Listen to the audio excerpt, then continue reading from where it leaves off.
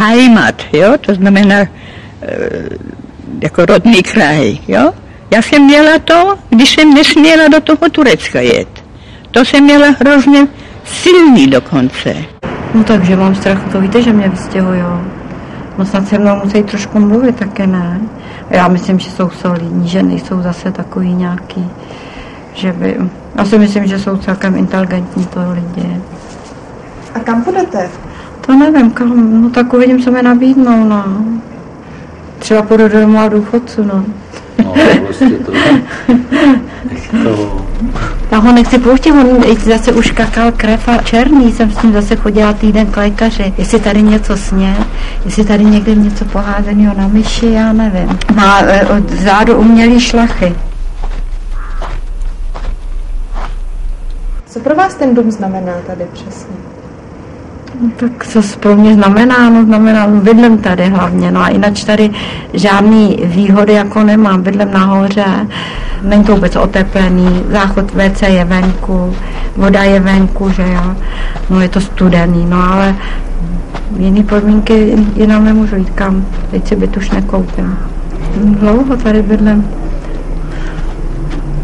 No, kdyby maminka žila, no, tak to bude skoro 70 let.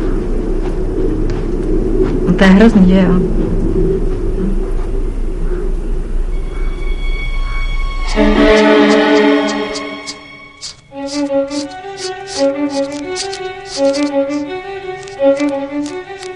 To můžou být luxusní byty pro ty evropský komisaře, to může být dílem hotelové ubytování pro hosty ministerstva zahraničních věcí například. V prvním patře je světlá výška místnosti 4,20 m. Tyto sály, se dá říct, jsou predestinovány pro reprezentaci a nikoliv pro přímé bydlení. Takže jestliže tady bude nějaký komisař a bude tady přijímat prostě delegace a tak dále, no tak k tomu potřebuje odpovídající prostory. A s ohledem na to, že je přímým sousedem ministerstva zahraničních věcí, tak je bezpečnostní faktor velmi vysoký.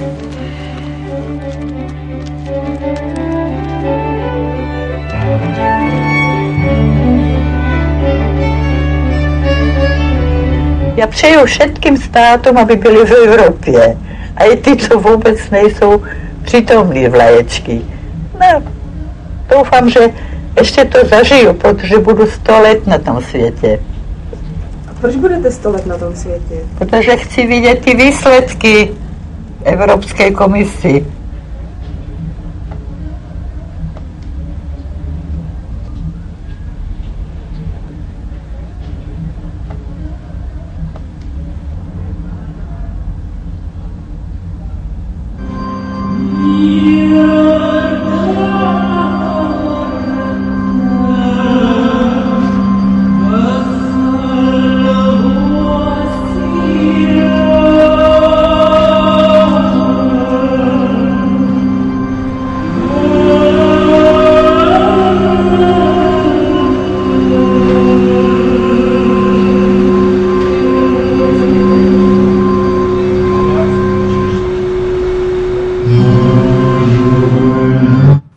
Já si myslím, že bychom měli uspořádat sbírku a pak, až ten dům bude zrekonstruovaný a budou tady bydlet nějaký ty prostě milionáři, tak bychom se měli nechat ilegálně namontovat pamětní desku.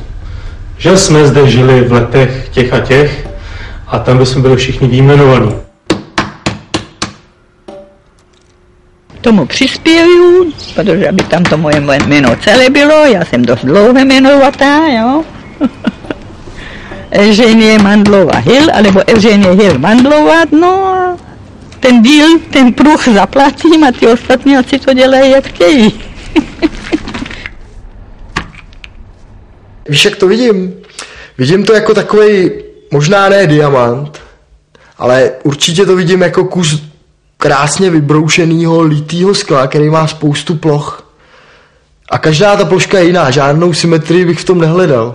A to jsou ty lidi tady, paní Mandlová, Berník, Kočka, co tady vykukuje z okna, dole paní Bergmanová, že jo.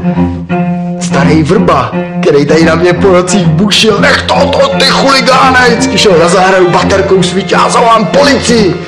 Jednou jsem přišel, že tady je náhlas muzika, jsem říkal, pane Vrba, ale to je Čajkovský. Tak já nevím, jestli za těch 5 let přece jenom paní Mandlová tady žije takových, kolik? Takových 40, ne? 50. 50 let žije tady na tom jednom místě. Tak to si to asi slouží víc pamětní desku, než já taková nezakotvená nájemnice 5letá tady.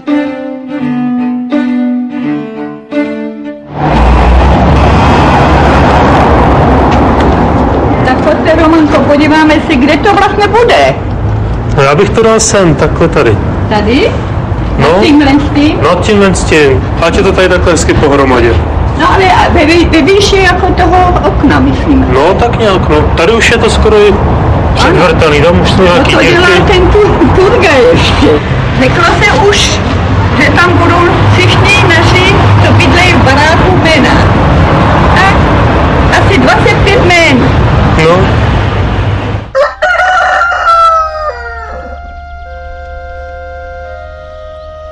Podle mého doslechu to ztroskotalo na aféře Chrzy. Já nevím, jestli mám kompetenci o tom hovořit. Kdy se to realizovalo.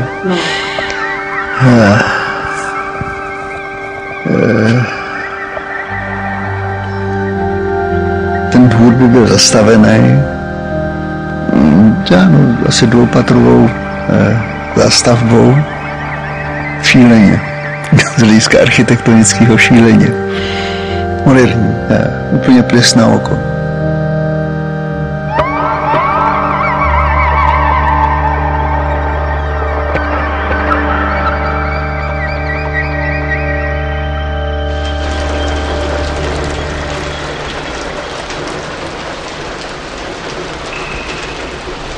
Tady mám zem z Turecka. Když umřu tady normálně, tak první posypají tu tureckou zem a potom si dávají tam já nevím co.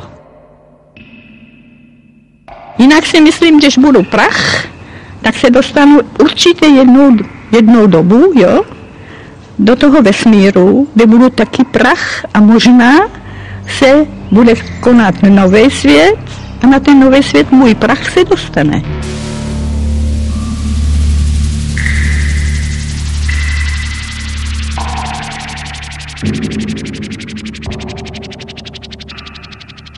Když se nekoukáte vůbec o tom, co se ve vesmíru děje, ve tam rodějí se nové světy a ty staré jako už jsou pryč, ty se rozpadávají. Tak jednou přijde řada na nás, to už je jedno kdy. Budeme určitě prachem, že se rozpadne celá planeta naše.